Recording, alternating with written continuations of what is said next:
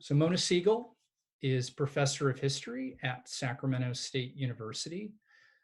She holds a PhD from the wonderful, amazing University of Wisconsin at Madison. It's a great school. She's specialized in 20th century European history and on finer topics therein, including women's issues. She is the author of the recently published and really well-reviewed piece on our terms, The Global Battle for Women's Rights, and after the First World War, very sorry.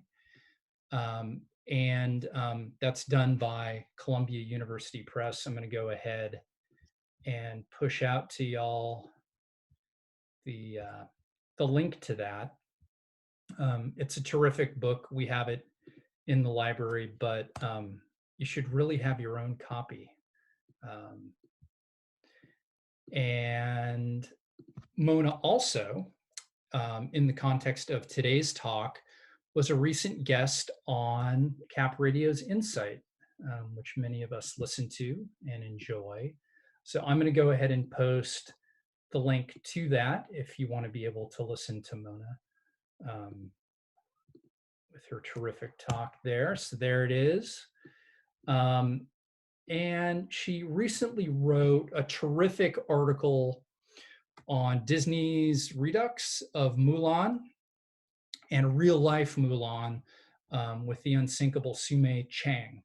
And so I'm gonna post that. I've pushed this out to a lot of my friends that are interested in this topic, and it's a good little op-ed and worth your time to read. So there's a bunch of Mona stuff. So she's also been a great supporter of SPL in our programming. She is an alumna of our 5-year-long World War I Revisited series that we started back in 2014. She delivered 2 great talks, one on the global impacts of World War I, and then one more relative to Versailles and her recent book. So with that said, I'm going to stop talking, and I would like to introduce to you all the great, terrific scholar, Mona Siegel. Thank you so very much, James. I am going to go ahead and share my screen here and get everything set up, and then I will get going. So give me just a minute. Okay. It looks really good, Mona. Looks good. You guys can all see my slide and see me, and we're ready to go. All right. I see a thumbs up. Thank you. I appreciate that. Well, thank you all so very much for taking part of your weekend day to be with me here. I very much wished we could have all been together at the SAC room in the library, but we'll save that for another day. And in the meantime, it's wonderful that we have this technology and can make good use of it. So we're here to talk about suffrage. And for me, my passion for this topic comes in part as my status as a woman in America today, but also comes out of my own research, particularly for this recent book of mine that James mentioned, the cover of which you can partially see on the screen there, Peace on Our Terms, the Global Battle for Women's Rights After the First World War. This book is really a snapshot of just a single moment in history, exactly 100 years ago, as the world finally exited the devastation of the First World War and began to think about and then construct the peace to follow. I show that at this particular moment in history, women from far-ranging corners of the globe burst dramatically onto the global stage, demanding women's right to help shape this new world order. My book is a story of women from North America, Europe, Asia, and the Middle East. It is a story of extremely wealthy women and also women who grew up in abject poverty. It is a story of women who were married to supportive husbands and others who were in lifelong single-sex relationships. It is a story of white women and women of color, a story of Christians, Muslims, Hindus, Jews, a story of women from wealthy colonial empires as well as powerless subjugated colonies. And what I show is that in 1919, women from all of these facets of life and corners of the world worked simultaneously to establish women's rights as a global rallying cry. And it's one that has really continued to reverberate right up to the present day.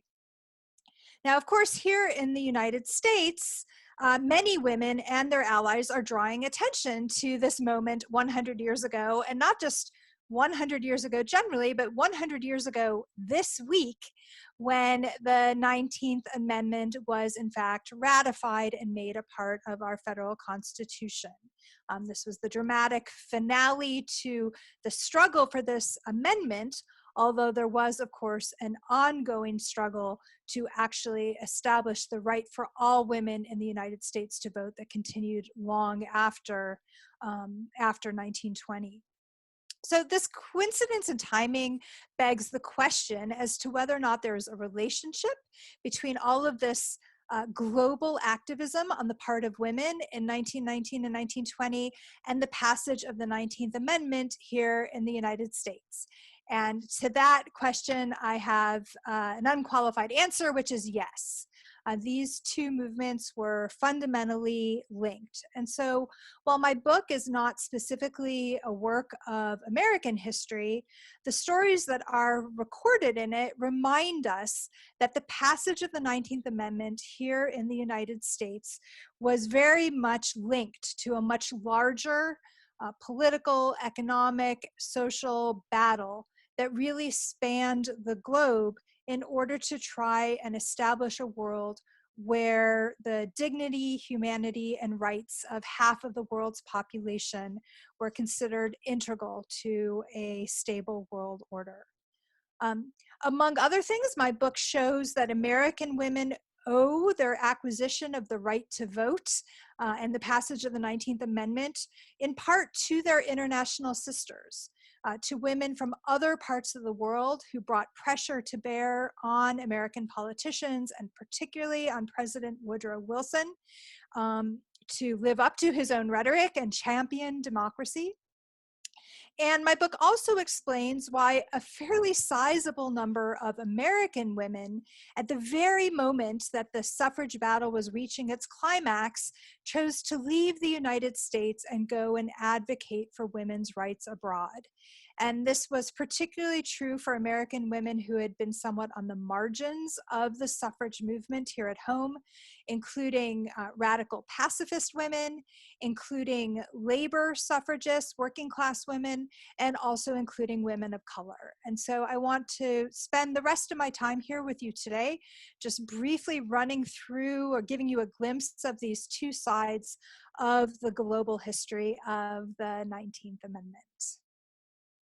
So if we go back to 1914, go back to the moment of the outbreak of the First World War, we need to take note of the fact that very few women anywhere in the world enjoyed the right to vote at the time World War I broke out. The earliest, at the federal level, the earliest country where women won the franchise was New Zealand. In 1893, women from New Zealand became the first in the world to share the right to vote. And this was particularly remarkable because the law passed in New Zealand in 1893 enfranchised both white women and native Maori women. So there was not a racial line separating them. That would not be the case in the next country that granted women the right to vote, which was in Australia. That was for white women only in 1902. Also before World War I broke out, both Finland and Norway adopted the female franchise. Here in the United States, of course, there were a handful of Western states where women could already vote by then, including women from California. But at the federal level, women's suffrage still seemed a long ways off. Suffrage movements, though, had been growing steadily in the years prior to 1914. Now, of course, this was famously true in the United States and in Great Britain, where women were leading militant suffrage movements that were capturing global headlines. But movements for women's suffrage were in no way restricted to Anglophone countries, not by any stretch. In Asia, for example, suffragists were beginning to organize by the early 20th century. This is included in India, where Indian suffragists marched alongside other women from the British Commonwealth in London in 1910 and in 1911 to demand the vote. And in fact, by 1917, women from India would be issuing formal requests to the British colonial authorities, demanding not just home rule for India, but the enfranchisement of women alongside men in that independent state. In China, the suffrage movement began to take off with the fall of the Qing dynasty in 1911. That very next year, Chinese suffragists would invade the parliamentary building where a constitution was being debated and discussed, forcing their way onto the floor of this building, and had to be forcibly removed by the police as they sought to demand the right to vote as well. And then finally, all across continental Europe, the cause for women's suffrage was very much ascendant. This particular photograph that you're looking at is interesting because it was taken in July of 1914, so just several weeks before World War I broke out. These are French feminists staging their first major public street demonstration to demand women's suffrage.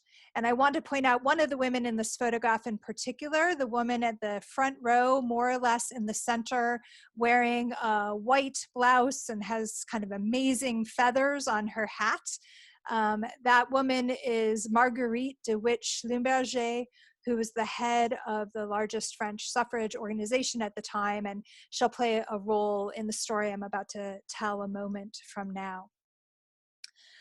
World War I brought much, not all, but much of this suffrage activism to a halt. In the warring states of Europe, nearly all suffragists threw their support and their energy behind the war effort. And many of these women took up new both volunteer and paid jobs in order to forward their national war effort. And we see some examples of that here on the screen. So in the upper left-hand corner, women who served as ambulance drivers on the Western Front, shuttling soldiers back from the front lines to the hospitals. At the top center, women working in farm work, not just helping bring in the harvest, but also taking over the running of family farms and large commercial enterprises as well. Below them, of course, women serving in the Red Cross, tens of thousands of women who volunteered as nurses, and a much smaller number, but significant, who served as doctors in the field during World War I. And then in the upper right-hand corner of the screen, the hundreds of thousands of women who moved into the war industry, working in chemicals and engineering, making the weaponry that was used throughout World War I. The fighting nations repeatedly told these women that their work was integral to the war effort and that they were valued as national citizens. And this was a message that they very much internalized and would repeat back to their leaders when the war was over. Women in the United States initially did not have to make decisions like this. America was initially neutral in World War I, and in fact, Woodrow Wilson campaigned in 1916 on the slogan, "He kept us out of the war." But by 1917, in April, he went before the American Congress, calling for a declaration of war against the Central Powers, against Germany, Austria-Hungary, and the Ottoman Empire. And he said the reason why America needed to enter into this war, of course, because the world must be made safe for democracy. At this point, American suffragists had a decision to make. Were they going to support the president and support the war out of conviction or because they saw it as good for their cause, or were they going to keep up suffragist pressure throughout the war effort? And American suffragists split on this question. So a smaller but militant group following the lead of Alice Paul and the National Women's Party kept up their suffrage activism and campaigning, most famously by standing outside the White House as silent sentinels, big signs pointing out the hypocrisy of a president calling for fighting for a war for democracy when democracy had not been extended to women at home. And of course, they served jail time and fought a very bitter fight in the midst of the war along those lines. The majority of suffragists, though, followed the more moderate path of leader Carrie Chapman Catt, who's on the lower left-hand side of your screen there, wearing a white cape, or wearing all white with an American flag on her cape there. Carrie Chapman Catt believed that women should support the war effort, and through their patriotism and through their dedication would prove their worthiness of citizenship. Now, historians have long debated which of these two groups of American women were ultimately most important in finally convincing Woodrow Wilson, who'd been a lifelong opponent of women's suffrage, to change his tune and to finally support both suffrage and then a federal amendment. I'm not going to resolve that issue for you today, but I am going to suggest that there was a third group of women, a third force that historians have ignored that also are part of this complicated picture. This was foreign women, international suffragists who took Wilson at his word when he said that this was going to be a war fought for democracy, and directly and indirectly let him know that America would never be a leader, never be a beacon of democracy abroad if it continued to ignore half of humanity. Now, Woodrow Wilson's speeches and proclamations were never just destined for an American audience. They were always channeled to a global public. And in fact, the very first major propaganda wing of the American government was established during World War I specifically for that purpose, to make sure that Woodrow Wilson's image and his speeches made front page headlines all across the world, as they did in this French newspaper that I put up on the screen for you.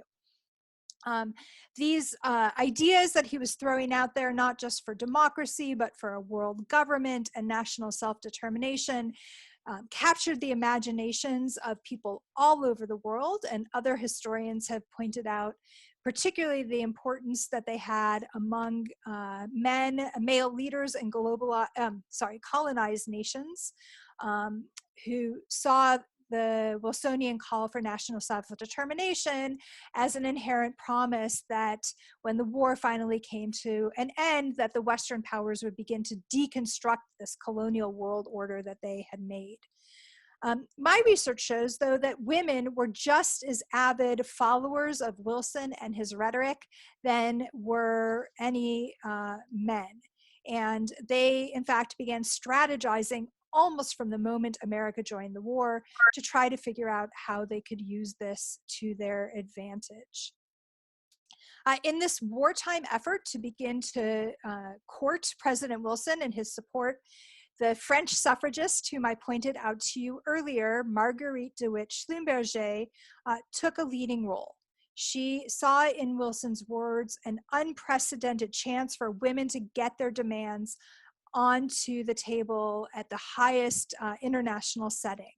And so in 1917, once America declared war, she led a kind of letter writing campaign among Allied suffragists saying, you know, we really need to get to Wilson now and convince him to go on record stating that he is in favor of women's suffrage, not just in America, but all across the world when the war was over.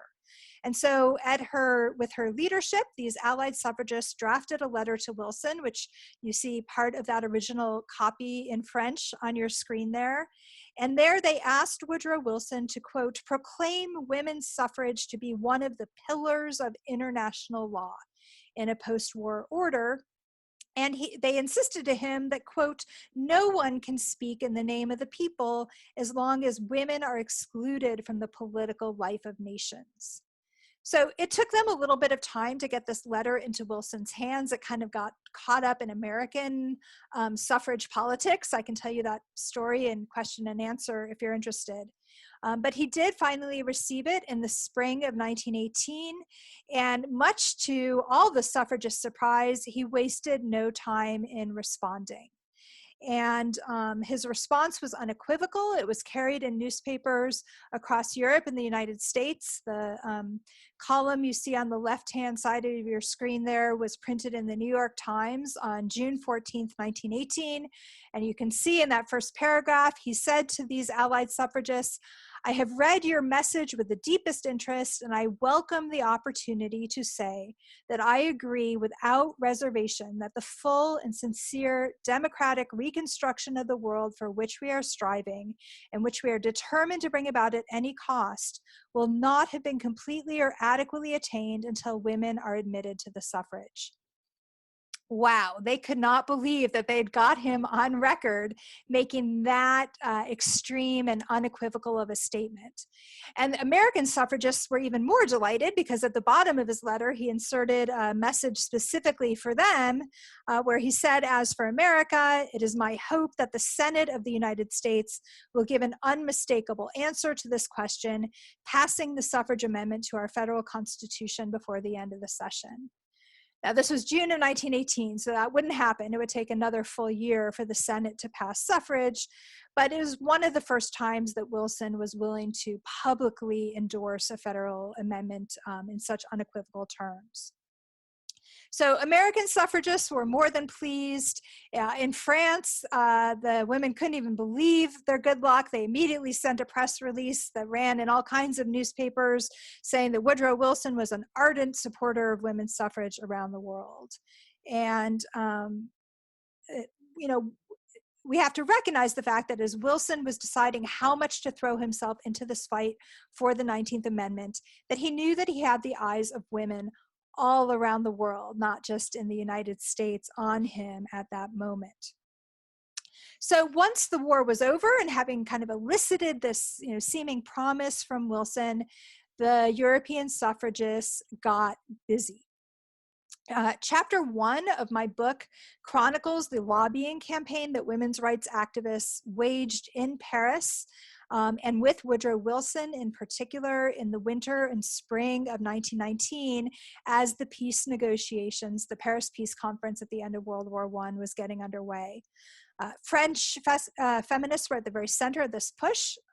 Understandably so, the peace negotiations were happening in their own backyard. And so on January 18th, 1919, which was the very first day of the Paris Peace Conference, French feminists sent this letter to Woodrow Wilson and stating to him that they said, "We would beg of you to use your immense influence for introducing women's suffrage together with other world questions necessary to discuss at the peace conference." So they put this question of women's suffrage back in his ball court, and they asked, or they told him about, or were taking two immediate steps. First, they asked if they could meet with him face-to-face at his earliest convenience to talk about this issue. And second of all, they let him know that they were convening a conference of Allied suffragists in Paris who would be prepared to represent women and their interests in the Paris Peace Conference. Now, Woodrow Wilson had a lot of demands on his time in January of 1919. Pretty much every global leader in the world was trying to get in the door to talk to him. It would have been totally unsurprising had he ignored or turned down this request, but he did the exact opposite. He had his secretary get back to this women, and he set up a meeting point time for them less than 2 weeks later. Marguerite de Witt-Schlumberger would meet face-to-face with Woodrow Wilson on 4 separate occasions in the winter and spring of 1919. So on January 27th, 1919, French suffragists, about 20 of them, met privately with Wilson. They reminded him women's rights could not be forgotten in future peace plans. And Wilson's response to them was encouraging. He said, and this is a quote from him, "It would seem impossible to me to refuse to listen to women after the service they rendered during the war. Whatever it was in my power to do for them, I will do. So the women were hugely encouraged, and so they proceeded to convene this Inter-Allied Women's Conference. Now, this conference has been given only the scarcest of mention in past history books. You're lucky if you find one sentence or maybe a footnote mentioning it, reducing it really to the status of a sideshow in this broader diplomatic moment. And this is a huge mistake. The pressure campaign that women's rights activists waged in Paris was serious and relentless.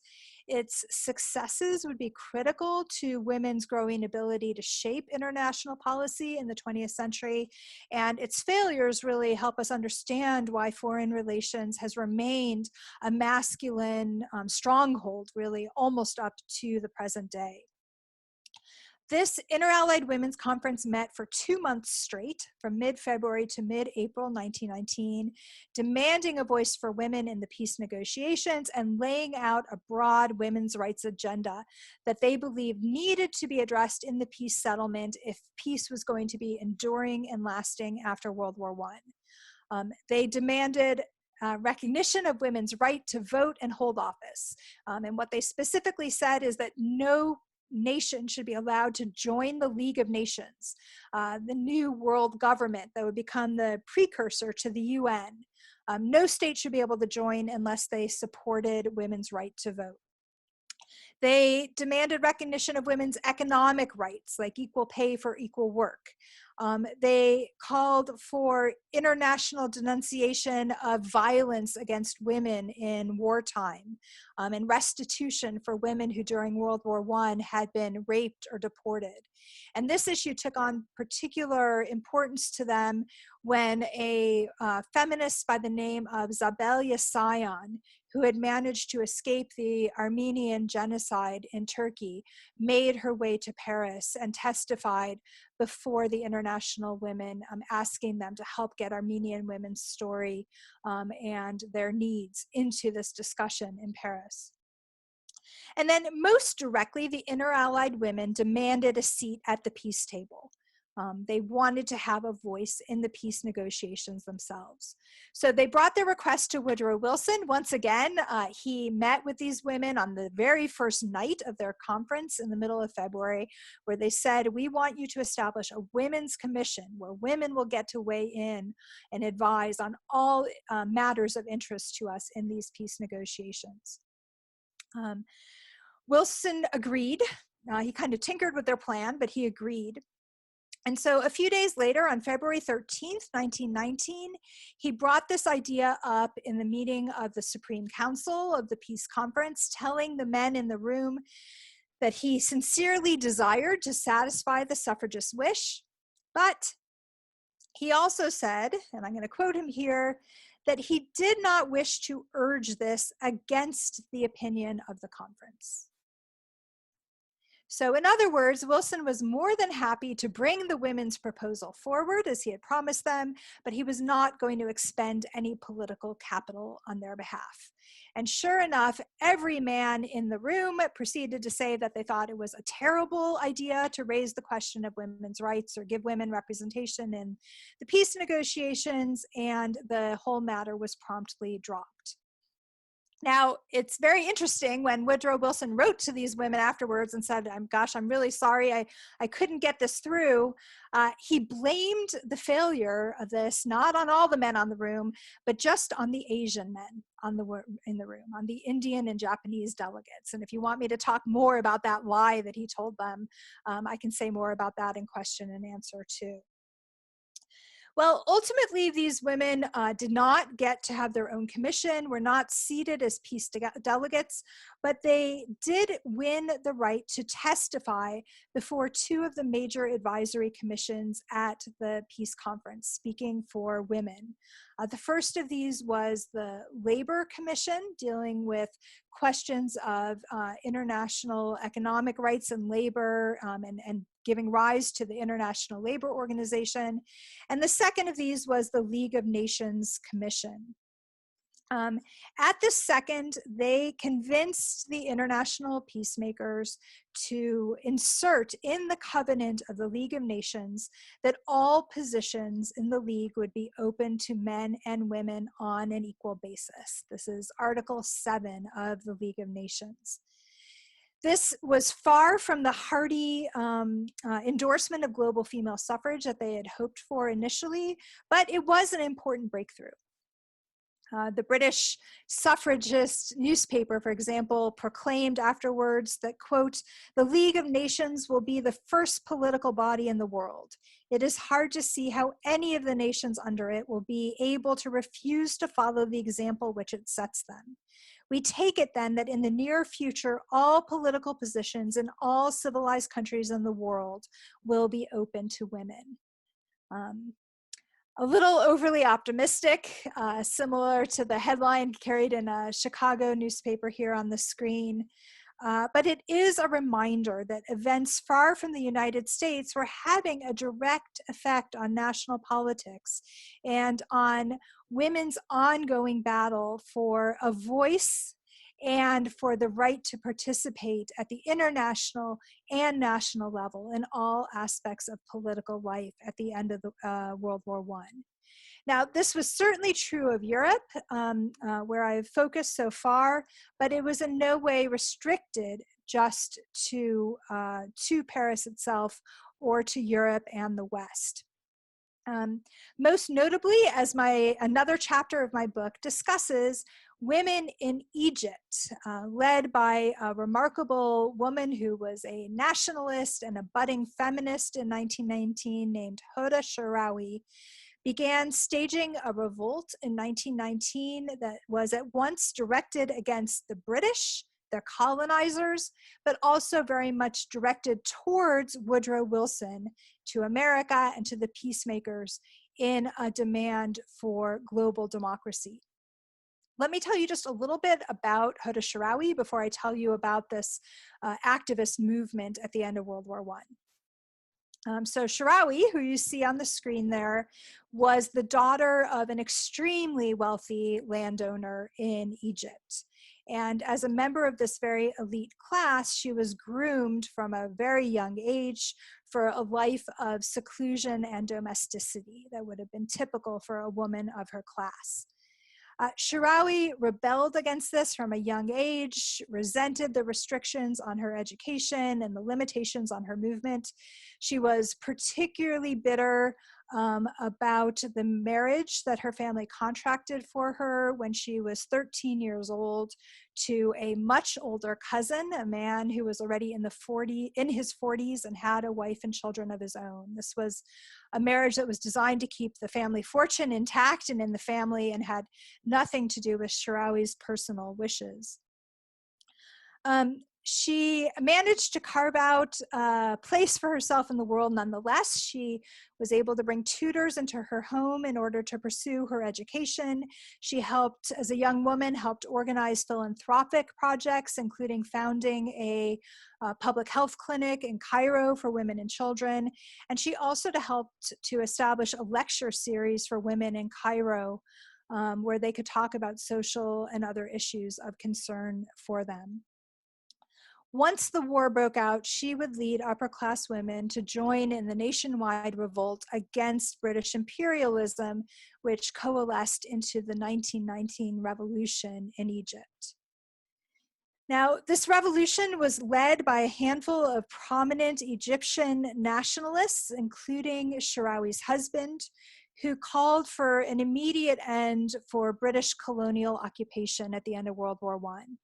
Egypt had been effectively colonized by the British back in the later 19th century, but the British had clamped down even tighter on their rule during World War I and had declared martial law under which the Egyptians had suffered throughout the war. When the war was over, these Egyptian nationalist leaders asked for a hearing with the British colonial authorities to begin to talk about the process by which Egypt could gain its liberation and sovereignty. But the British were not interested in this conversation. They told the men to go home. So the men began addressing not the British, but the peacemakers in Paris, and Woodrow Wilson in particular, saying, "We've heard your calls for democracy and national self-determination. We're prepared on behalf of Egypt to put them, to begin the process of establishing them here." Now the British became even more worried that they might get an international hearing, and so they arrested and deported many of these male leaders, sending them off to Malta, hoping that that would silence the movement. The men saw that arrest was likely, and so they began priming some of their wives to take over and help continue the movement if they were arrested. Elite Egyptian women joined readily in this struggle for national liberation, of which they were firm proponents, but they also had been meeting separately for years, and they had an agenda of their own. They did not just want to be a caretaker of men's movement, they wanted to join as equals in a movement for liberation. So in their first major public act, Hoda Sharawi and over 200 Egyptian women staged a march through central Cairo, carrying banners reading "Long live supporters of justice and freedom," and demanding national liberation.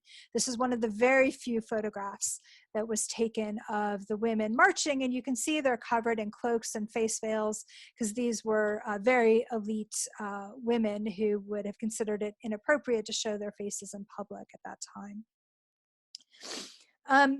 Their intended destination for this march was the foreign consulates of the United States, Italy, and France, so the major allied powers. And their goal was to use these international diplomatic challenges to put pressure on the British. But the British police, the British colonial authorities, met them with a show of force. They had armed police surround the women. The police commissioner actually encouraged the men to taunt the women, questioning their honor for being out in public in the first place. So in other words, more or less encouraging them to sexually harass these women for their public act. And then they left the women to swelter for hours under a blazing hot sun before they finally dispersed the movement, thinking that would teach them a lesson and the women would return home and back to their domestic lives. But that was not what had happened at all. Women continued to march publicly in the days and weeks and months afterwards to coordinate economic boycotts and to join wholeheartedly in this national revolution. They also just a week or so later drafted this petition directly to President Wilson and the American people, where you can see at the top of the screen there, they wrote, "We believe in President Wilson and his principles of liberty and human fraternity. We believe in American disinterestedness and in American chivalry. We beg you to send our message to America and to President Wilson personally. Let him hear our call. We believe they will not suffer liberty to be crushed in Egypt." And this was signed by a number of Egyptian women in the name of all of the women of Egypt. Now, the priority for Egyptian women in 1919 was national liberation. That's what they were calling for in the streets, and it was a fundamental prerequisite to forming a democratic state, was to get the British to leave and to put an end to imperialism. But women's suffrage and women's rights were always implicit in their activism. They were fighting simultaneously for the liberation of their nation and for their liberation of their sex.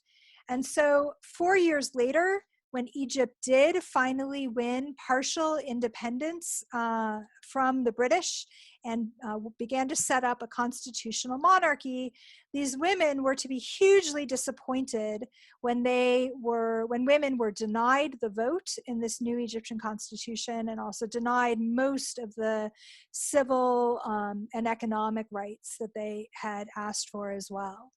And so Hoda Sharawi, who you see there at the center of the screen, responded by founding the Egyptian Feminist Union, which would be the largest and most effective feminist organization in the Arab world for decades to come.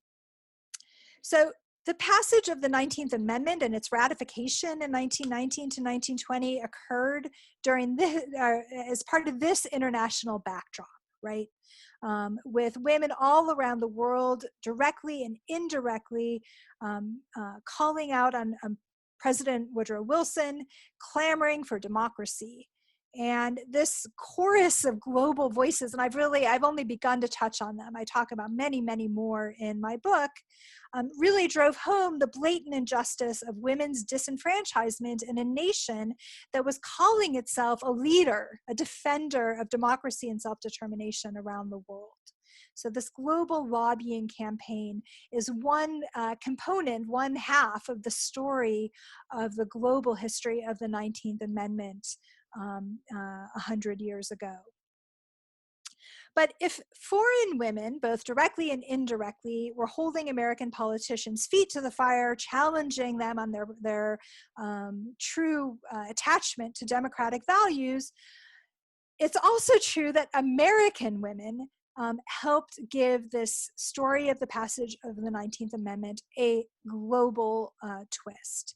And this is because there were dozens of American women, many of them prominent suffragists, who opted to leave the United States in June of 1919 at the very apex of the suffrage movement. When it looked like it might finally happen, these women chose to leave the United States to go and champion women's rights abroad in Europe at the doorstep of the peace conference. Now, this was a really controversial decision, and it was not one that all American suffragists were willing to make.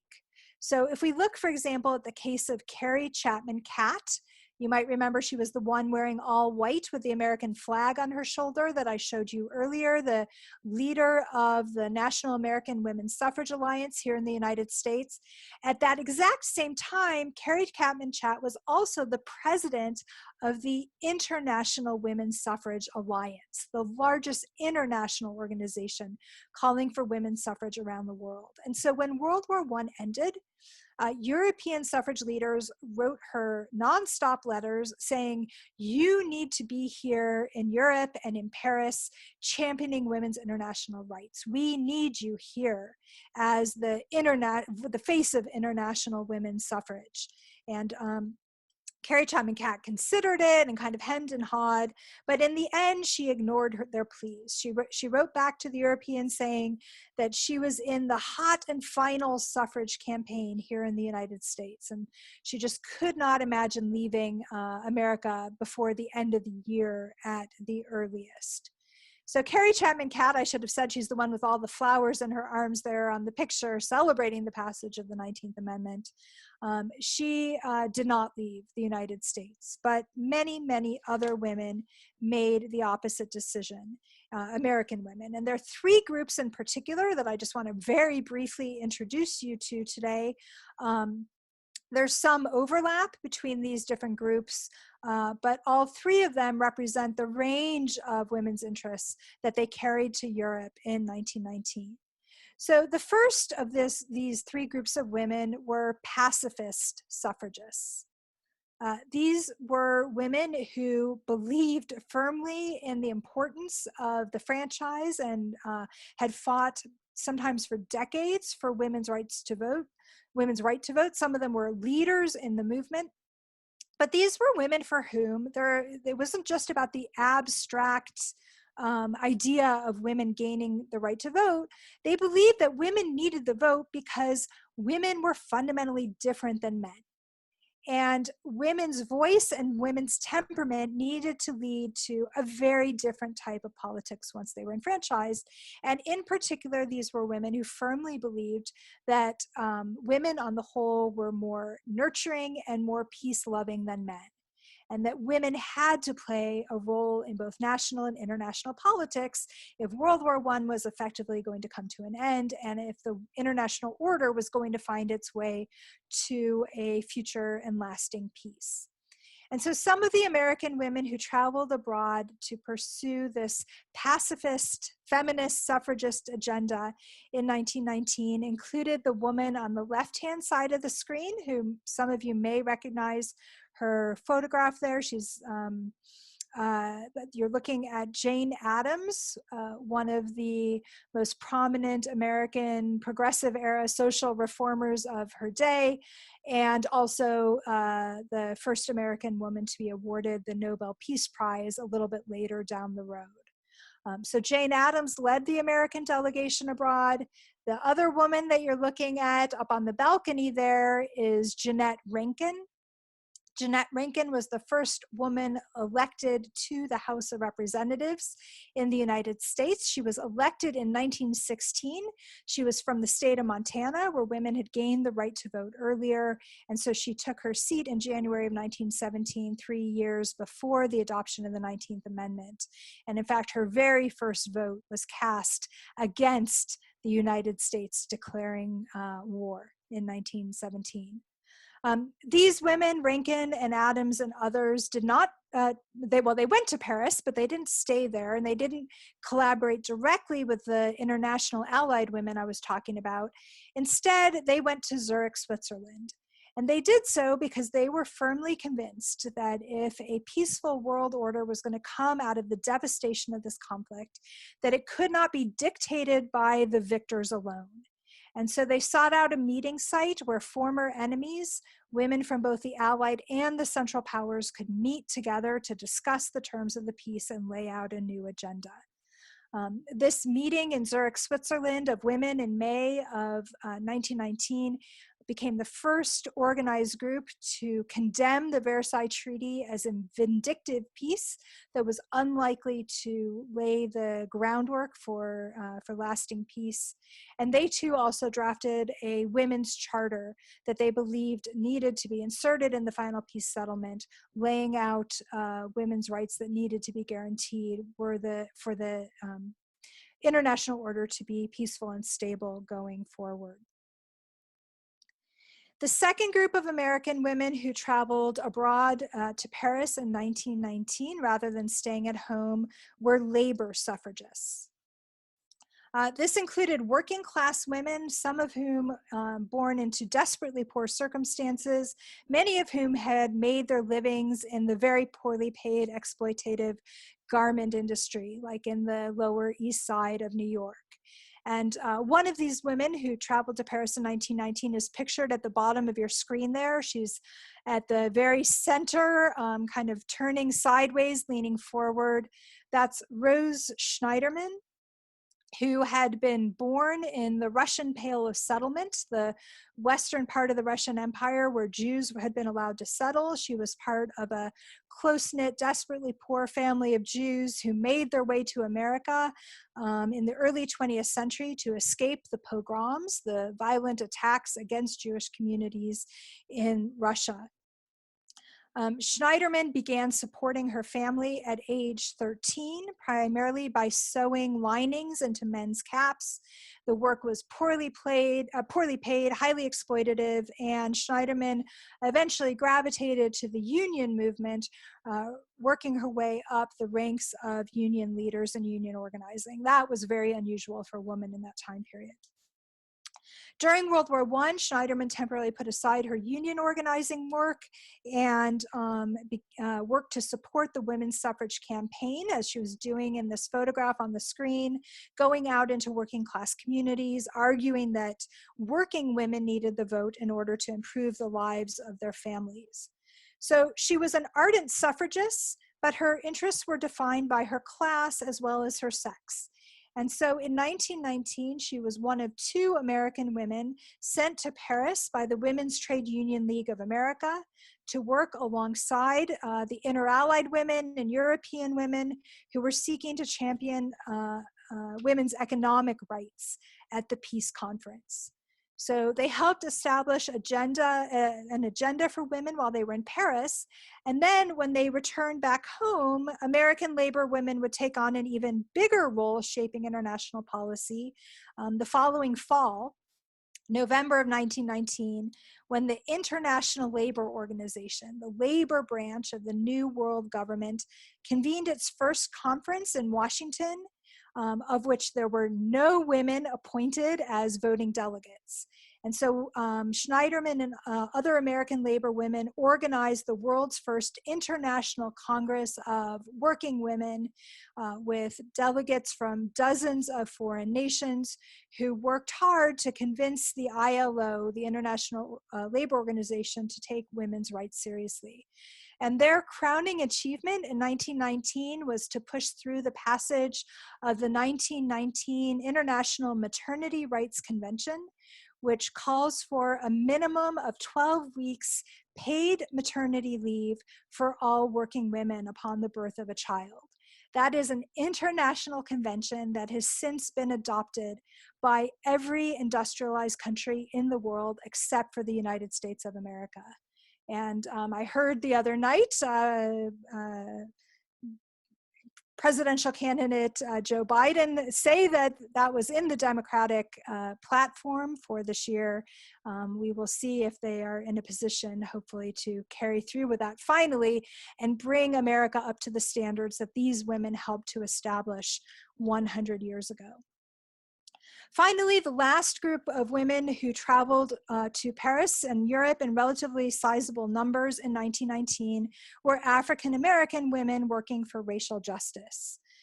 There's a part of me that feels like almost every major female civil rights leader in America who had the means to do so was seeking to get to Paris in 1919. Now, not all of them were successful. So both of the women that you see on the screen here, both attempted to get passports to travel to Paris in 1919, and both were denied those passports by the American State Department. So on the left, I'm assuming many of you recognize Ida B. Wells Barnett, the famous anti-lynching journalist and women's and civil rights activist. And on the right-hand side of the screen there, that's Madam C.J. Walker, by some accounts, the wealthiest self-made woman in America at the time. Both of these women attempted to travel in Paris in 1919 and were denied passports and were unable to go. But there were several other African-American women who were more successful in this quest or who were already in Europe at the time and who did take on an active role in 1919. Two of these African-American women are featured in my book. So the first of these two is Mary Church Terrell. That is her 1919 passport that you're looking at on the left-hand side of the screen with her passport photo.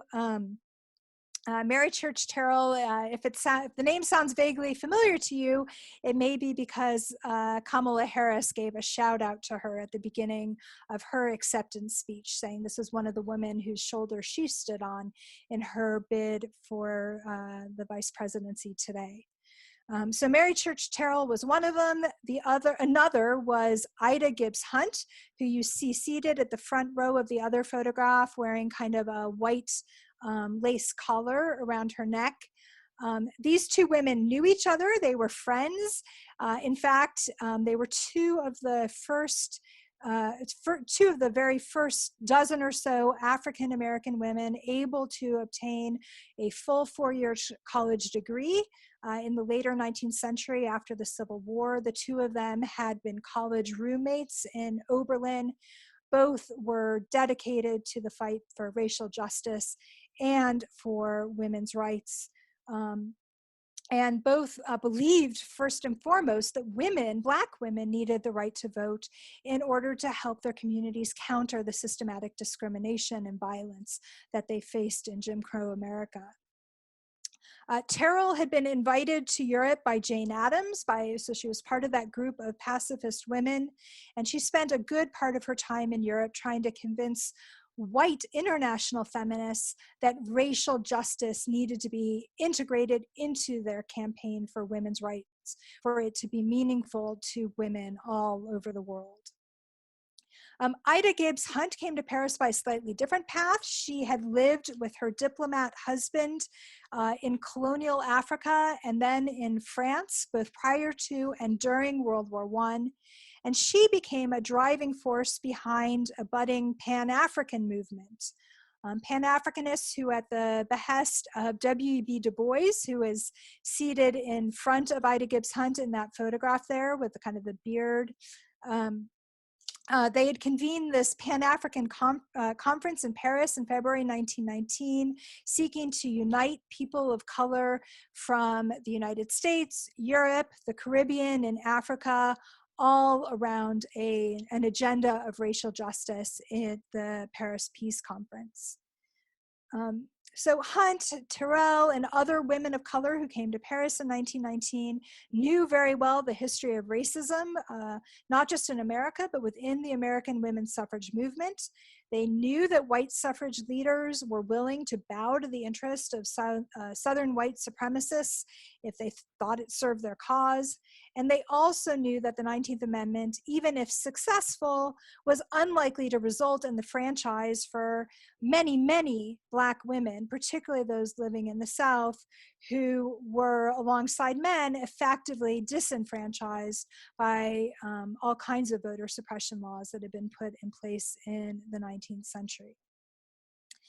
African American women, labor feminists, pacifist women, all of these women were no less committed to women's suffrage and the 19th Amendment here at home than those who stayed behind, but their commitment to suffrage intersected with other interests, with economic interests, ideological interests, racial justice interests, that they felt were inextricably linked to women's rights and dignity, not just here at home, but all across the world. And they thought they had a better chance of advancing those interests outside of America's borders than within them in 1919.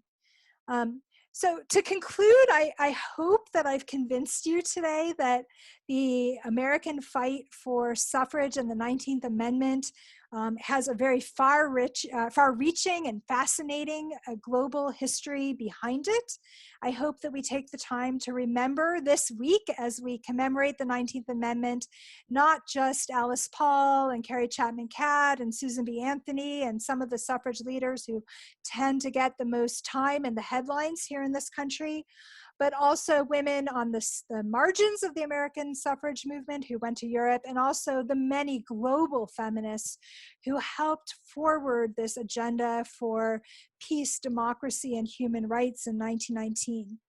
When women were arguing for peace on their terms a century ago, they were speaking to the fundamental questions of their day, the fundamental needs for stability, peace, and democracy.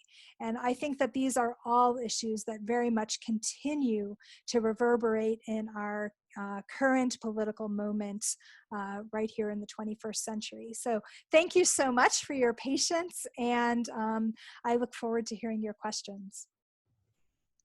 Okay, terrific. Thank you so much, Mona. That was fantastic. I'm seeing quotes over in the chat area. We're all learning so much, so thank you.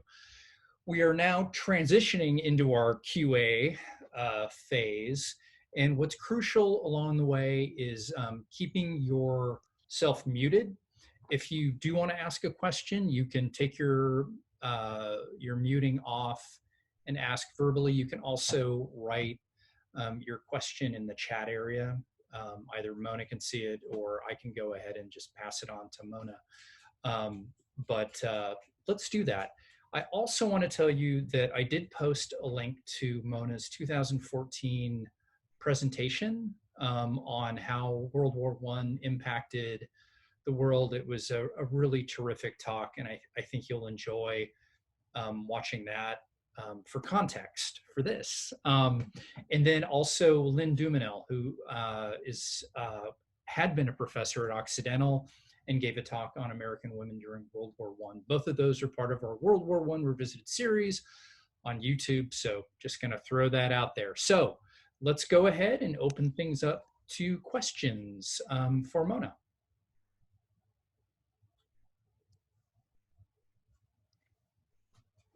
I think I saw a question that came across earlier during the talk about why their passports were not approved, the African American women. So maybe I can start with that question. It's interesting, Ida B. Wells in particular was told by somebody in the State Department that her passport was not being approved because she was a woman and because Europe was still a military zone, that it was inappropriate for women to travel to France at that time. But this was a blatant lie. There were white American women whose passports were being approved with some regularity. And it was clearly a cover-up because the American government knew of the plans for a Pan-African Congress and did not want those voices to be heard in Paris. And the only reason that that conference was eventually able to be staged was because of a Black French member of the equivalent of the House of Representatives who worked hard to bring colonial troops into World War I, who had pressured the French government to allow it to go forward. And the French then in turn put pressure on the Americans to allow the Pan-African Congress to be held. So she was told, you can't go because you're a woman, but it was because she was a Black woman that it was denied. So Mona, real quick, I did want to go ahead and bring some light to this question. I think I lost it, but Gabriella had asked it a little bit earlier. Gabriella, if you can post it again, it had something to do with President Wilson. Well, I can't find it, but you can ask again. Sorry. Okay. So, oh, here we go. So didn't Wilson do that for his political gain, i.e. to gain votes for his future election? Didn't he, I assume didn't he eventually come around to support suffrage or support the 19th Amendment? If I'm wrong, that's what the intention of the question is, you can let me know. By that point in time, because he didn't come out in support of suffrage, or certainly not the Federal Amendment, until after he'd won his second term in the White House. So he wasn't supporting it any longer for his own personal interests in retaining the presidency. And he did not, I mean, he could have, I guess, but he did not run again after that. But he was very interested in the fate of his party, the Democratic Party. And the more that Western states and other states were beginning to allow women to vote, the more female electors became a factor in national elections. And so it did become a matter of political survival at some point in time. So maybe that answers that question. Okay. And then it looks like Han has a question. You touched upon this when talking about Wilson, but how did the long times it took for news and documents to travel affect the international sharing of ideas and news, unlike today's internet-connected world?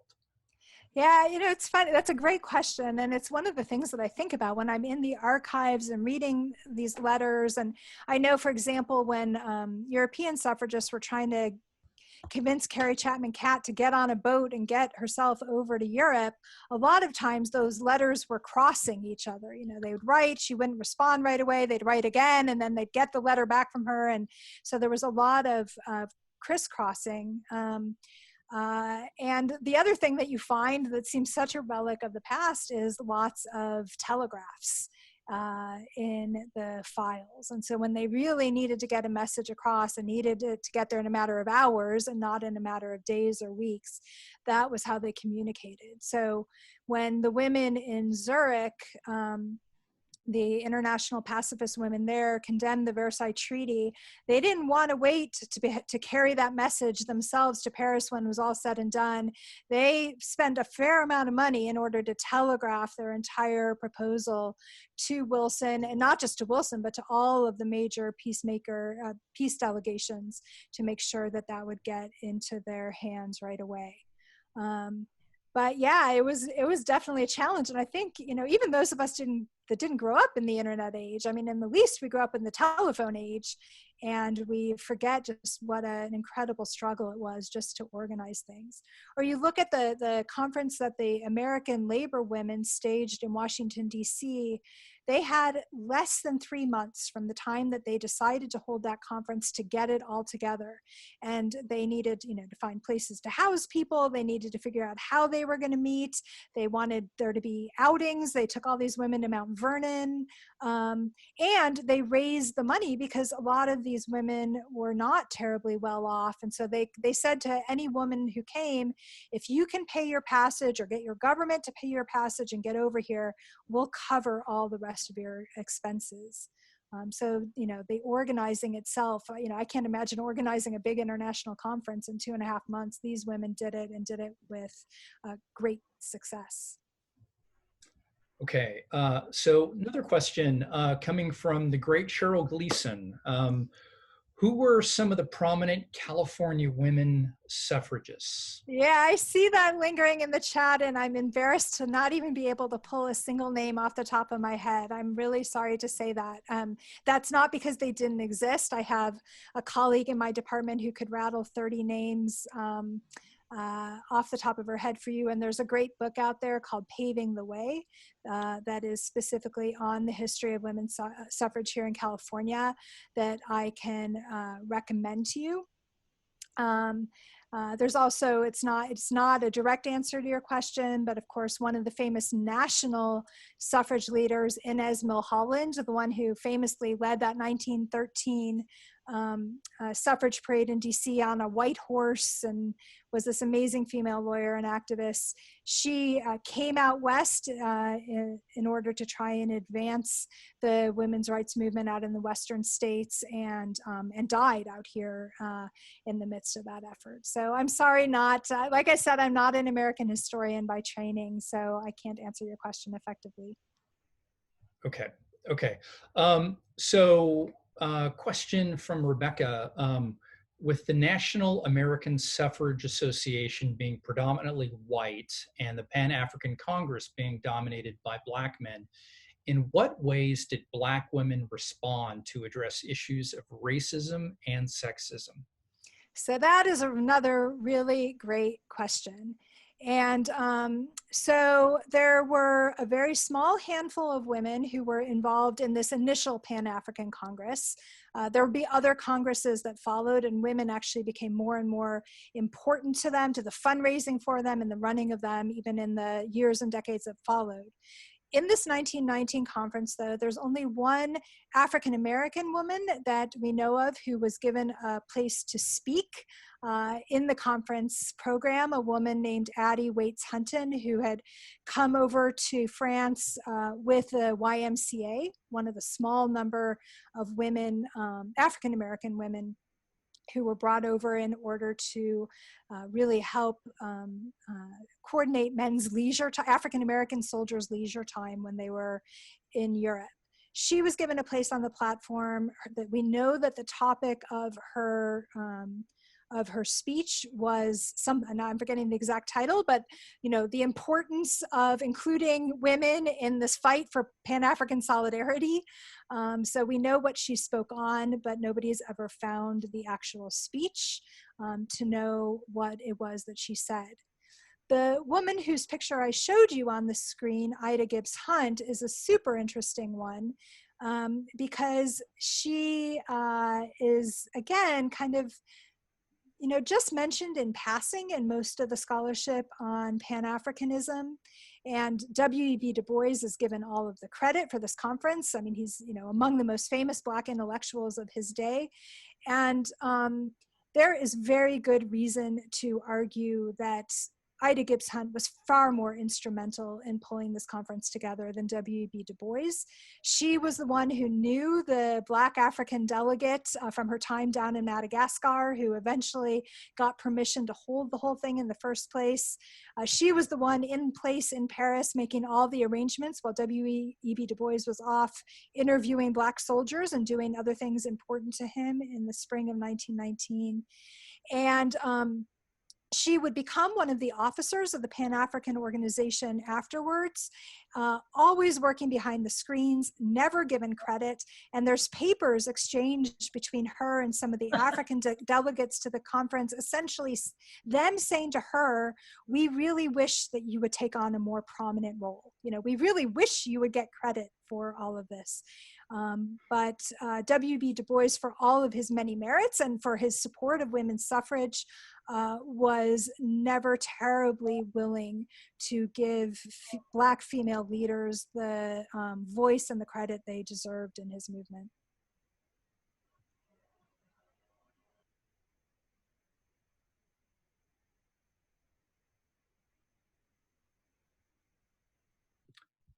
I had hoped not to do that, but I did. Oh well. So next question, everybody. What is the story behind Wilson blaming Asian and Indian men? Okay, good. I really wanted one of you to answer that question or ask me that question. So Wilson brought this proposal to this meeting of the Supreme Council. There were heads of state from 4 or 5 European countries there. And then there were also a couple of Japanese and Indian delegates in the room. There's a record. In fact, you can even Google it and read it yourself as part of the foreign relations documents of the United States. Someone took minutes of what everyone said in the room, and one by one, the men expressed their horror at this idea, right? The Italian delegate said, yeah, women are interested in suffrage, but I don't want to see it brought up. The, Alfred Balfour of England said it would be a disaster. And the Japanese and Indian delegates said the same thing. So everyone agreed this would be a really bad idea. When it was all said and done, Wilson wrote a letter. He didn't write it actually to the French women because of language. It was the English delegates who did more of the speaking in the room. So he wrote it to the head of the British suffrage organization, and Millicent Garrett Fawcett, and he said, I'm really sorry. There was a lot of support for women's representation and women's rights in the room, but sadly the Indian and Japanese, sadly the I think he said the Oriental delegates stood in the way, or the Asian delegates stood in the way. And so it was a blatant lie. It was a half-truth, I guess, because those men were opposed, but so was absolutely everybody in the room. And, all I can do is speculate, but I think there's 2 very clear reasons why Wilson told this half-truth. The first is that he was trying to protect his Western friends, trying not to expose them to the wrath of their female populations had they known that they had stood in opposition to this proposal. And second of all, Woodrow Wilson had a long history of racism himself, and saw the world through a very Orientalist and racist lens. And so I think it was quite natural for him to blame this on the backwards, in the quotation marks, right? The backwards Asian men in the room, rather than taking full responsibility among his Western peers. Thank you so much to everybody who joined us. Thank you, thank you. And I know I will see everyone and then some on September 13th for our panel. And the last word, if we can make it, is remember to register, remember to vote. Double thumbs up. Thank you, Mona. Thanks, Thanks, everybody.